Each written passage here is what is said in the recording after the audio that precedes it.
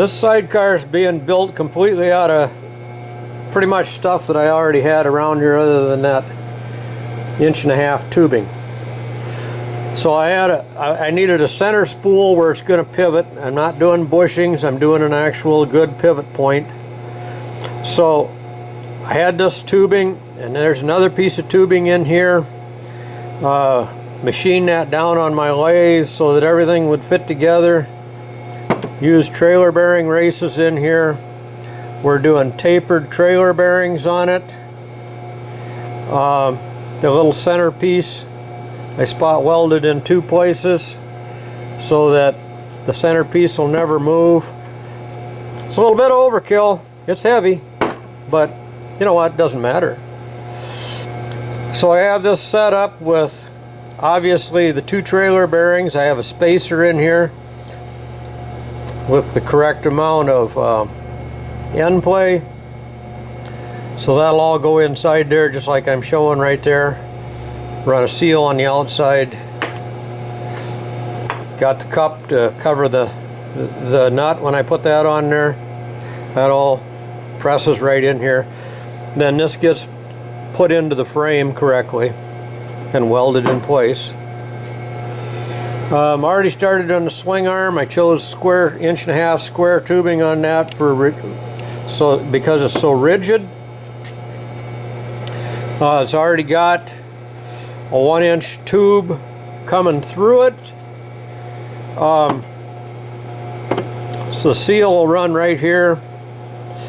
A 1 inch bolt will go through that. It will be welded on the outside here.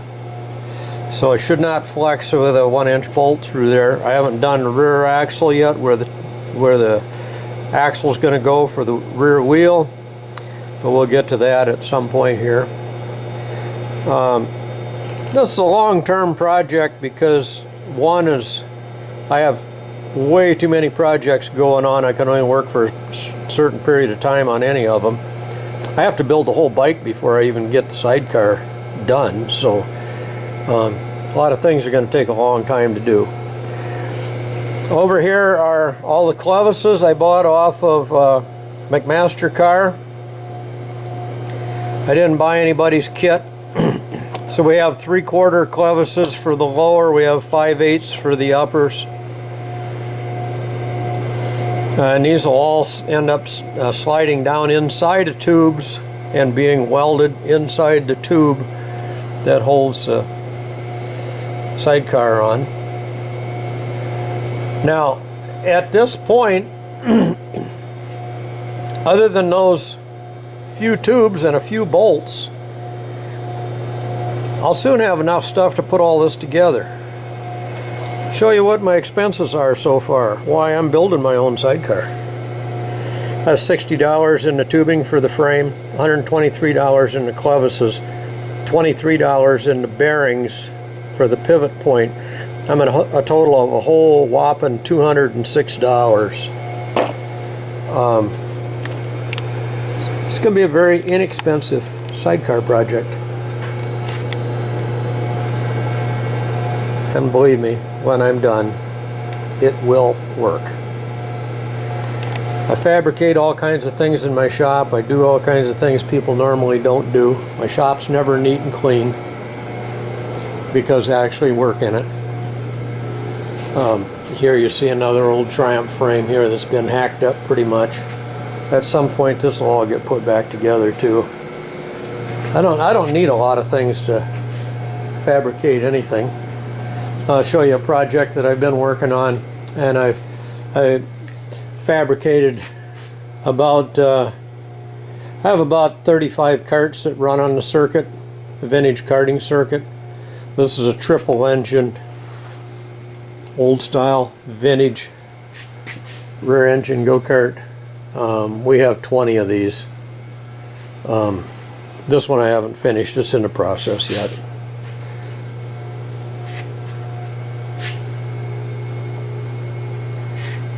Going to be a very fast, quick setup. That being said, one of the reasons I'm on this project right here with the sidecar for right now is that I have a separated shoulder and a back injury from a major go-kart accident I had on Labor Day. I'm kind of laid up, can't do a lot of things. Hurt that separated shoulder pretty bad yesterday trying to bend that 1.5-inch tubing in my JD squared tubing bender, but we got it done. I had to use most of the pull with my left arm and left shoulder, and right shoulder just did a little bit of help, so it wasn't real bad. A big long cheater bar on the bender. So that's where we're at right now. Well, here we are an hour and a half later. I did some welding on the sidecar frame, and I got my made in India Triumph gas tank. So that's a story in itself, because what they don't really disclose to you, they kind of have it in hidden print. Gas tank price isn't bad. $211 is what I paid for the tank. Free shipping. Oh, wait a minute. Then now they hit you up for the tariff. That was $145. But in reality, I guess if I have a brand new tank for, I don't know, what is that, $356 roughly? I don't have to deal with any rust or anything. It's brand new. Quality's pretty decent. I guess it's not all that bad. But anyway, back to the frame. So I did the welding on the frame. As you can see, I got the spool welded in. Got that all lined up. Got my tabs mounted in to hold down whatever I decide to put on here.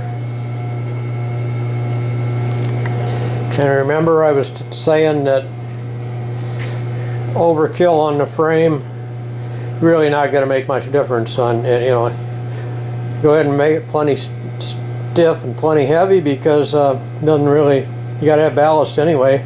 So I just weighed this. It weighs 25 pounds. And that's 1.5-inch tubing, 35 wall. And you saw how heavy the spool was.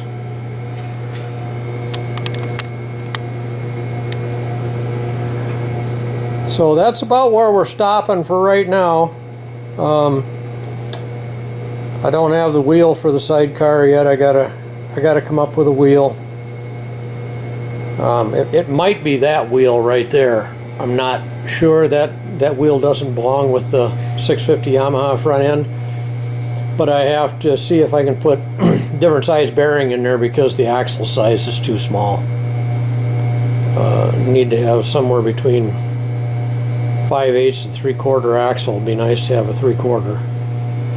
But I have to see if I can get bearings that are the right size for that.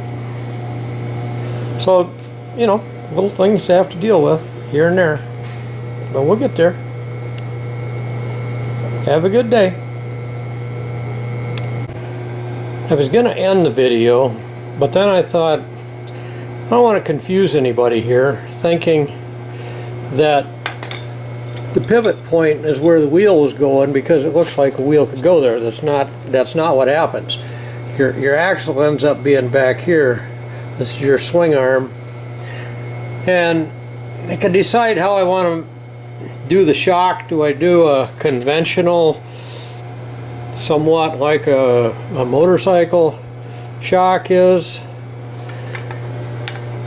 you know, on a normal swing arm? Or do I want to do a pivot arm coming up off of this, where you can lay the shock down? And I don't think I'm doing it that way. I could get a shorter shock. This happens to be what I have here right now, and it's a 12-inch shock, eye to eye. I'll probably do a conventional swing arm type setup, because it really doesn't make much difference. The tire is still higher than where the swing arm is. The tire is about 13 inches from the center of the axle to the ground. Of course, it depends on what you're using. I'm planning on using an 18-inch. The sidecar I had years ago had a 16-inch on it, but I'm going to go with an 18 because I think I can get a lot better wear out of it. So just some thoughts. Anyway, I thought I'd come back in and do that because that's where the wheel goes. The wheel goes, this axle goes 8 to 10 inches ahead of the rear axle on the motorcycle. So I just wanted to make sure we didn't have confusion on that. So while we continue to work on the sidecar project, and you can see we're getting ready for our support arms. A little bit more of the finalization of the sling arm, which became round. Did get a gas tank out of India. Beware, because you will be paying the tariff fee on the gas tank if you order one. And I got one of these a couple years ago. It fit pretty good. This one does not fit.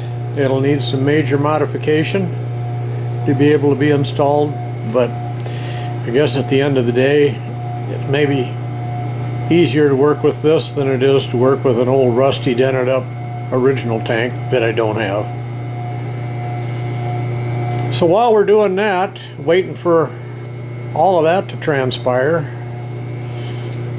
waiting for some joints to come for the sidecar project, I decided to go ahead and start building another go-kart. Imagine that. There's always another one.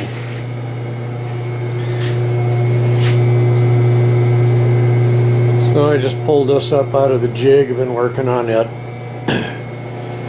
Run out of tubing. I do not have enough tubing for the seat hoop, so we'll get some of that the first of the week. And we can continue on with this project.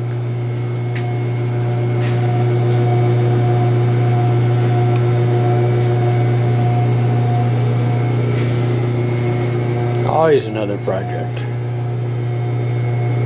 You live your life for another project.